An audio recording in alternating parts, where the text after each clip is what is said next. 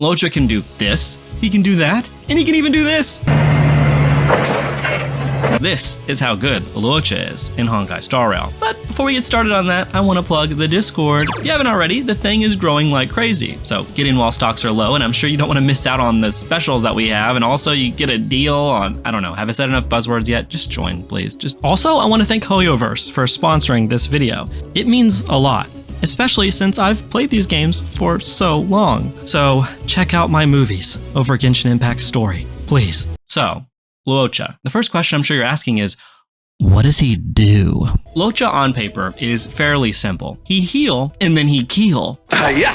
But the specifics of how he does these things is where the gold is. Luocha heals based on his attack stat, not HP like Bailu or Natasha. This means that he's going to dish out way more damage naturally. It also gives you an Abyss Flower stack, but we'll talk about what all of that means in a bit. You're still not going to do something wild like run him as a DPS or something, but it means you have constant momentum in battle. And what creates momentum in this game? That's right, skill points. And this is where the most important part of Luocha's kit is. Luocha's skill heals based on attack, but it can also heal off turn and without using a skill point. This means that Luocha's skill auto-procs when an ally's HP drops to 50% or lower. This, to put it bluntly, is or Scooby-Dooby insane. Skill points are one of two battle currencies in Starrail. The other is energy.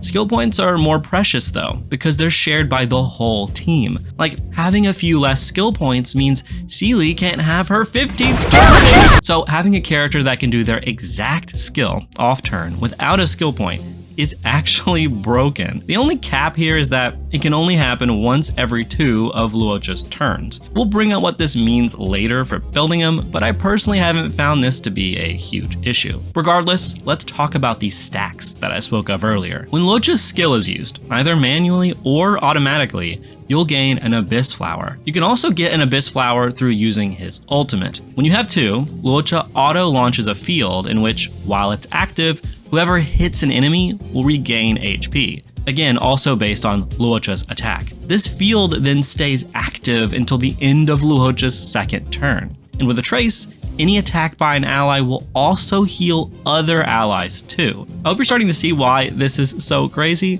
Off turn, Luocha can heal an ally, then you can launch his special, then that launches a field where allies will heal from attacking.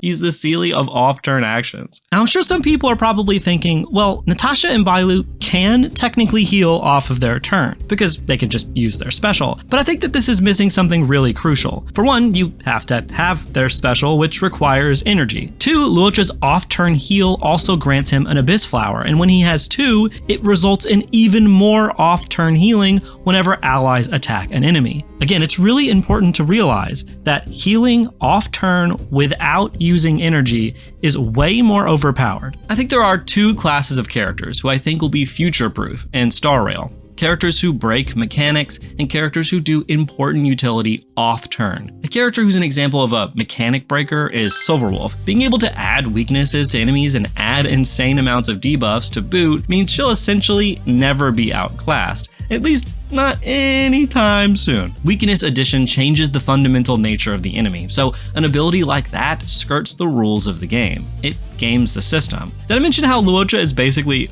both of these things? Let's talk about his ultimate. It deals imaginary damage to all enemies, but it also removes a buff for all of them as well. Okay, I'm not hearing you be as excited as you should be right now. The only other debuffer in this game is Pela, and she only does it for a single target. Pela is good, but a debuffer that does every enemy is kinda busted. Now, why is that? Well, first we have to answer what a buff in this game is. Of course, a buff is things like strength boosts and defense boosts. That's obvious. But buffs are also just straight up enemy mechanics. Take, for instance, the enemies who revive once after they're defeated. That's their whole thing. That's actually considered a buff, meaning that when the big boy baddie brings out his Blady Brigade, you can just pop Luocha's special and they won't revive. This is the mechanic breaking I was talking about earlier. It's not the same as Silverwolf, but it does allow you to just bypass a lot of difficulties with enemies. Here are all of the other buffs, so you can just give it a look.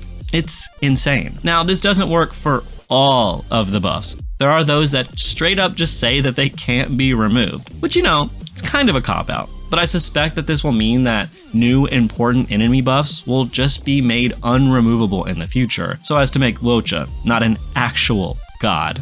So this does limit him in a way that I don't think Silverwolf is currently limited. So then, let's run through how I think he should be built then. Alright, ready to take some notes? Okay, just build him how you want. I'm partly kidding, but Luocha is extremely easy to build for.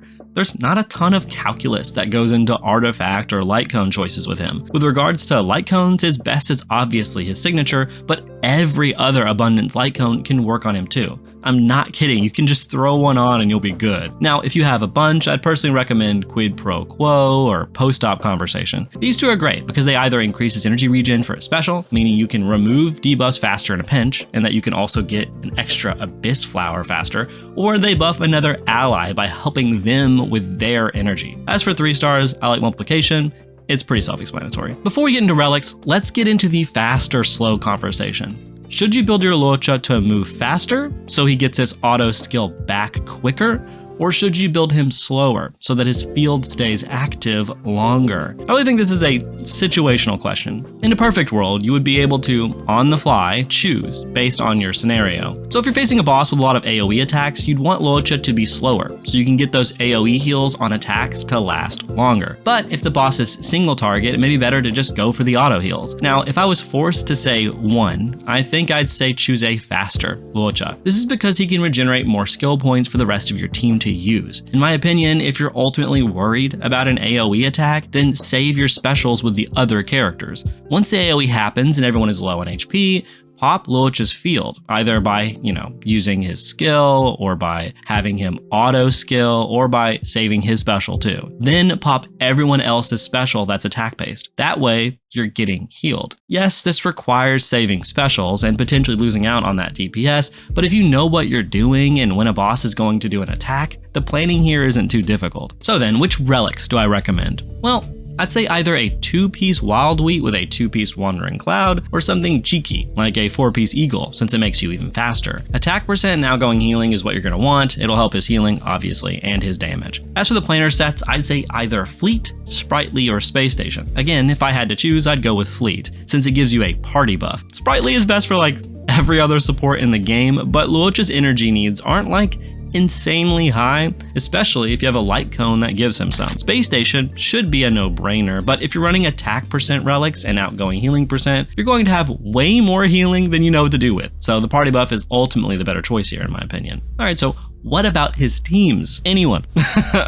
Anyone. Just pick anyone. Anyone but a healer. Just pick them. Not only is he easy to build for, he's also probably the easiest character to slot into any team that you want. 2 characters of note, though, that I think he's fun to run with would be Seela and Bronya, 2 5 stars. Seela because she moves so many turns in multi-target scenarios, so when Luocha's field is active, she can go nutty and everyone will be max healed in 2 seconds. Bronya because in a pinch, you can force Luocha to have his second turn or get his second Abyss Flower. It's not exactly optimal, but if you're trying to survive, it's a good tactic. Bronya and Seela also work insanely well together too, so I think those 3 are a great combo for insane survivability. Also throw Tingyun as a 4th, I think that works too. Also, any character that does off-turn damage is super good with Luocha too, because while his field is active, they just do a ton of extra healing. Again, off-turn things in this game are overpowered. So do you understand now why Luocha is so great? He does okay damage, heals a ton, removes enemy annoyances, is skill point positive most of the time, and is ready to be your best man. He's so proud of you, bestie. So, pull from or not, you now know his worth. So know yours too. And mine by giving me money. Here's my patrons who know who they are and what they want. But seriously, thank you guys so much. This month has been kinda crazy, and I hope you all have been enjoying the content. And hope you enjoyed this video. And regardless, I'll see you next time.